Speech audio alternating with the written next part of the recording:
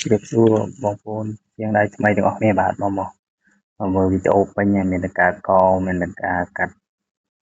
មានតែការច្រឹបហើយមានទាំងអស់បាទបងប្អូនហើយបើកាត់នេះមិនវងកាត់អត់ឲ្យ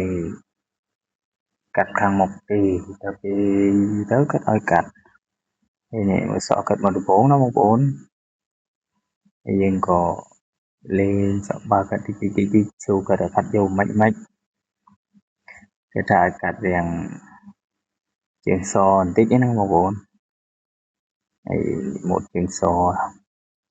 វិញគេបាក់បួងណាបងប្អូនតែចាប់ចេះឲ្យបួងហើយមើលទៅកាត់របស់ខ្ញុំបួងសក់រួចបានខ្ញុំកាត់ហើយបងប្អូនដែលថ្មីចូលជួយ Subscribe YouTube ខ្ញុំម្នាក់មួយផងបាទបងប្អូនទាំងអស់គ្នា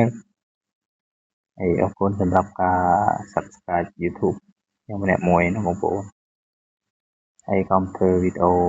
ទៅតាមនេះសួរគេថាយកអក្សរបន្តិចមែនថាបាទយកអក្សរបន្តិចទៅខ្ញុំចាប់ផ្ដើមយកទៅជុះ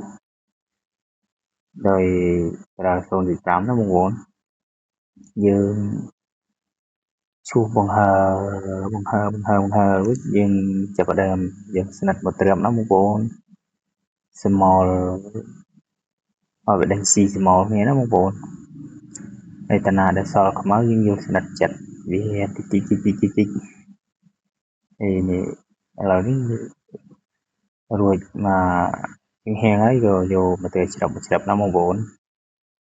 ហើយយើងកែសម្រួលណាដែលសល់សក់តិចបងប្អូនដែលថ្មីជួយមើលទៅនេះបើយកគំរូបានក៏យកទៅបើយកបានក៏បាច់យកទេបងប្អូនព្រោះការរៀនយើងត្រូវតែរៀនរហូតឯងបងប្អូនហើយឥឡូវនេះរៀនមកដល់ខាងឆ្វេងហើយបាទបងប្អូន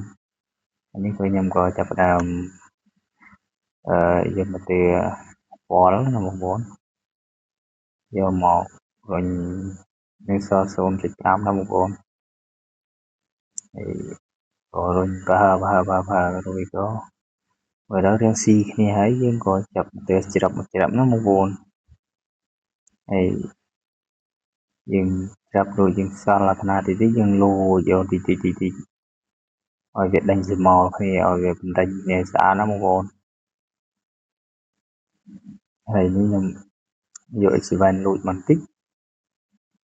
ហើយយកវល់មកដាក់ទៀតណាបងប្អូនវិញបើ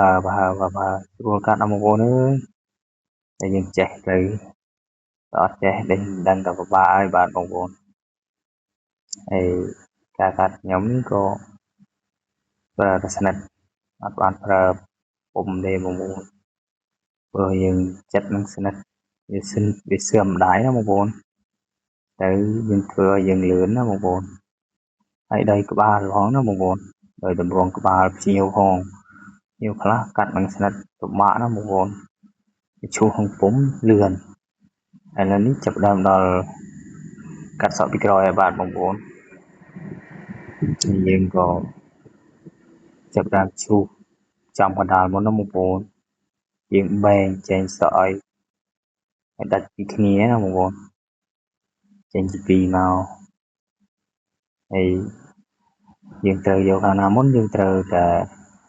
ប៉ាន់ស្មានឲ្យវាប៉ិនគ្នាអាចហៀងខាងឆ្វេងនិងហៀងខាងស្ដាំឲ្យវាប៉ិនគ្នាណាបងប្អូនបានសក់យើងវារួតស្មូតមកបានស្អាតល្អណាបងប្អូនហើយបងប្អូនដែលថ្មីមើលទៅពីនេះក៏ចាប់ផ្ដើមរួចពីខាងឆ្វេងមកហៀងទៀតបាទបងប្អូនឥឡូវនេះខ្ញុំក៏យកវល់មកកលឹះក៏ដែរទៀតហើយបាទបងប្អូនហើយនេះក៏រើសកលឹះក៏រួចហើយនេះបាទបងប្អូនយើងមើលតាមការជាក់ស្ដែងណាបងប្អូនព្រោះយើង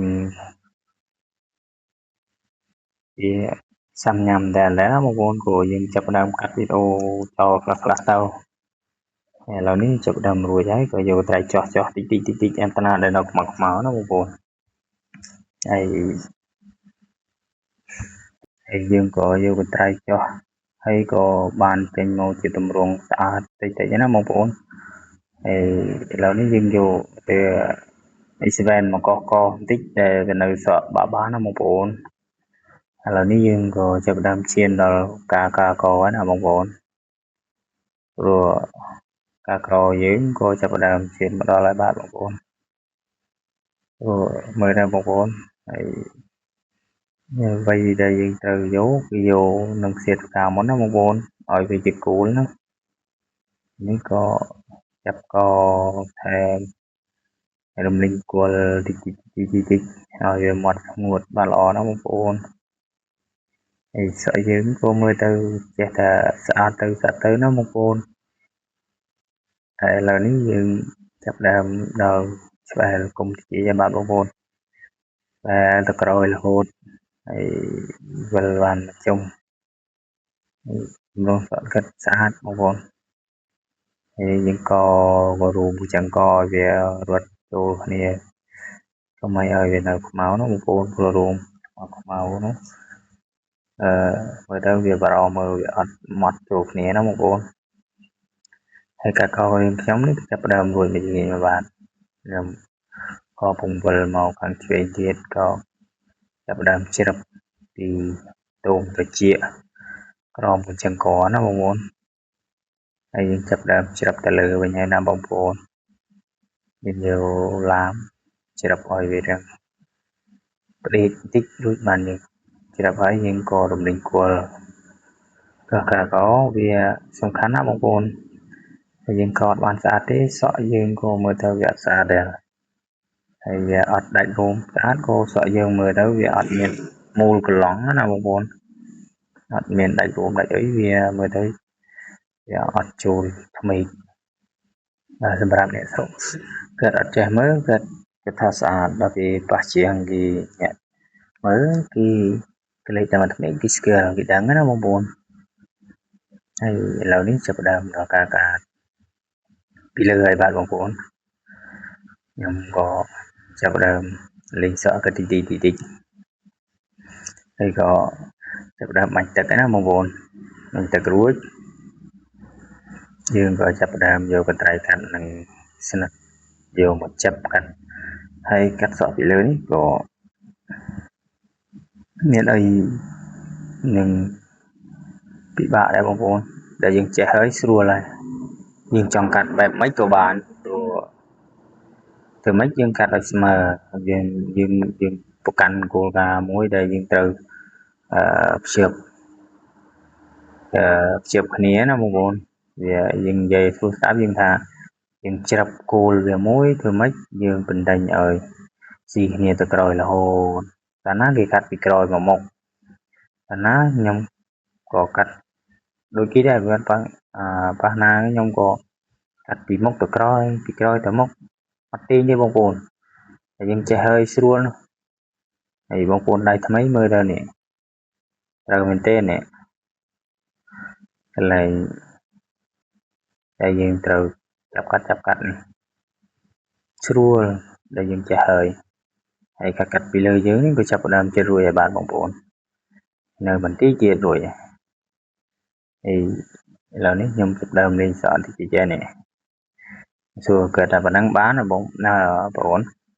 គាត់ថាមើលសិនបងក៏ខ្ញុំឲ្យមើលមួយជុំសិនខ្ញុំឲ្យមើលមួយជុំគាត់ក៏មើលគាត់ថារឿងវិញខ្ញុំក៏ចាប់កាត់ថែមបន្តិចទៀតហើយយើងក៏ចាប់ផ្ដើមច្រាប់មកមុខតិចណាបងប្អូនឲ្យវាស៊ីគ្នាជាមួយនឹងសក់យើងដែលយើងត្រូវការណាបងប្អូនសក់បាំងថ្មីអញ្ចឹងដែលក្មេងៗគេប្រាថ្នាចង់បានណាបងប្អូនឥឡូវនេះខ្ញុំក៏ចាប់ផ្ដើមចាប់ហើយក៏ខ្ញុំលួចសាប់តិចឲ្យវាស៊ីគ្នាណាបងប្អូនហើយវាលេងសក់គាត់បើយកប៉ុណ្ណឹងតែស្អាតតែគាត់អត់យកគាត់ថាវារឹងនៅវិញពេកខ្ញុំក៏សុំថតគាត់មកជុំបវលមើលសិនណាបងប្អូនហើយឥឡូវនេះក៏ចាប់ផ្ដើមដល់ទីបញ្ចប់ហើយបាទបងប្អូនបានប៉ុណ្ណឹងឯងបងប្អូន កើតដើមល្អិតណាហើយតម្រងចេញមកបែបលះណាបងប្អូនមិនអរគុណច្រើនសម្រាប់ការ